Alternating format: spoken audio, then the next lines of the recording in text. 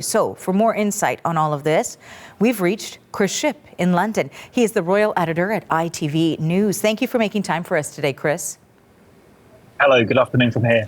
You know, no question, as soon as these alerts started coming up on people's devices across newsrooms as well, there was a round of shock. The first senior royal in modern history to be arrested. Tell us more about the significance of this.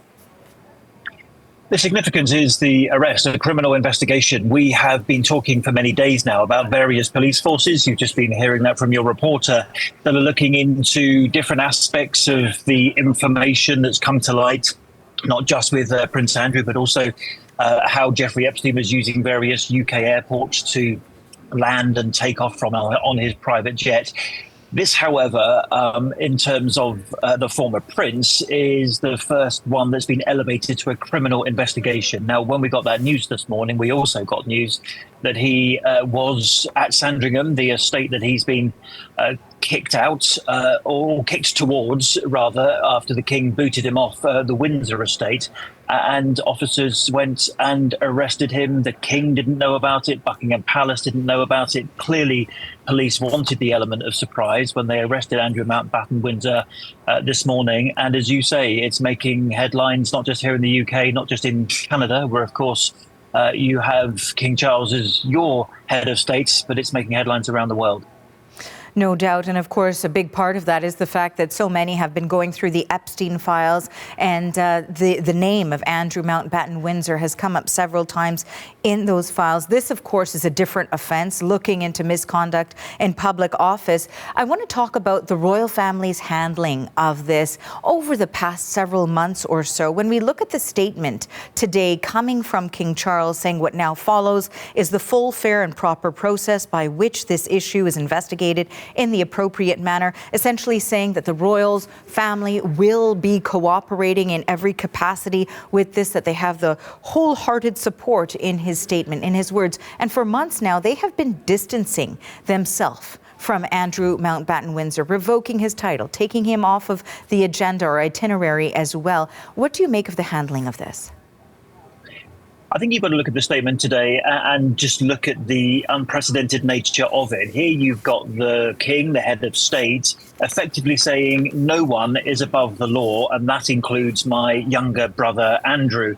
In fact, to quote the king in that statement, "Let me state clearly, the law must take its course." I mean, that is significant. Yes, you're right to say they've been trying to distance themselves. That was the whole reason why they took away the prince title and the dukedom and kicked him out of his house at Royal Lodge in Windsor. They were trying to put as much clear blue water between the institution of monarchy and this issue of Prince Andrew and the damage he was doing to the reputation of the monarchy. Imagine what today's story might have been like had the king not acted as he did last October, had Prince Andrew still been at Royal Lodge in Windsor, had he still been called a prince and a duke. In fact, he's so often known as Prince Andrew, I still find it difficult myself to stop that phrase rolling off the tongue. But Andrew Mountbatten-Windsor is now in police custody. Just think about that, being questioned. So the king's younger brother being questioned in a police station.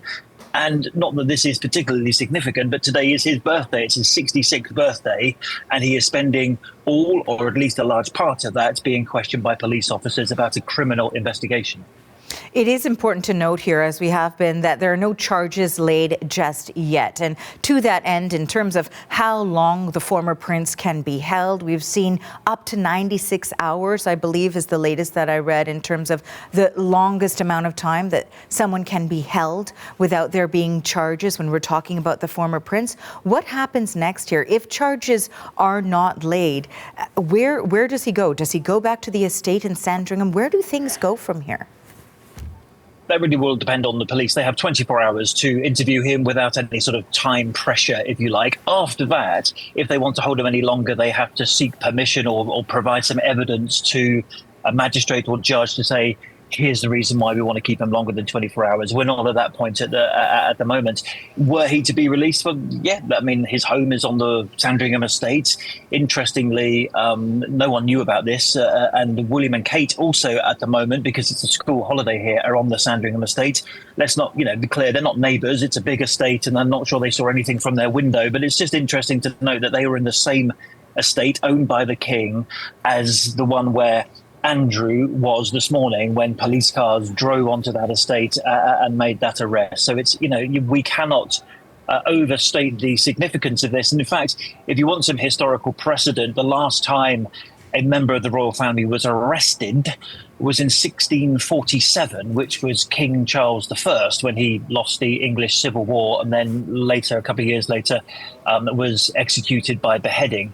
I'm just talking here about the historical significance, not about the actual finality of what happened to King Charles I. But you get the idea of how significant this is in terms of a member of the royal family being arrested by police as part of a criminal investigation.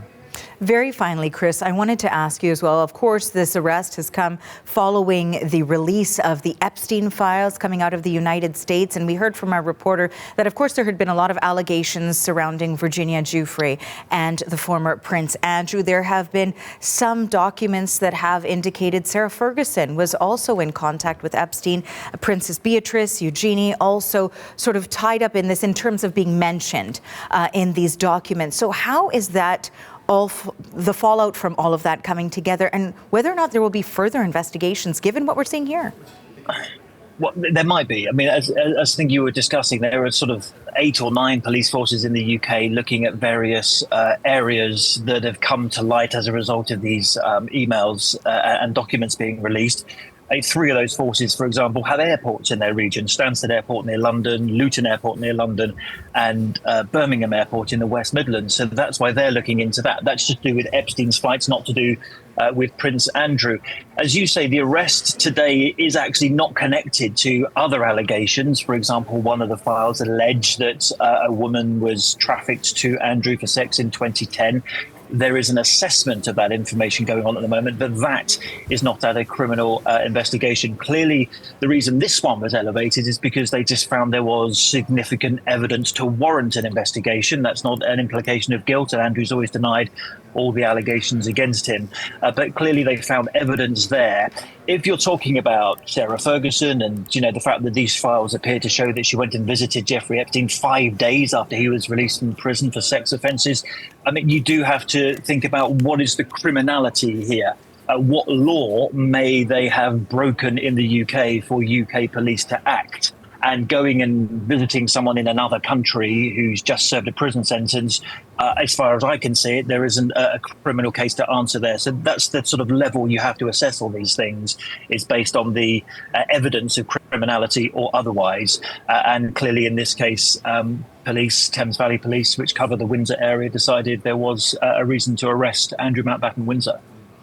Chris, I want to thank you so much for all of this. We appreciate your time. Thank you. That is Chris Shipp. He is the royal editor at Britain's ITV News, and he joined us today from London. Thanks again.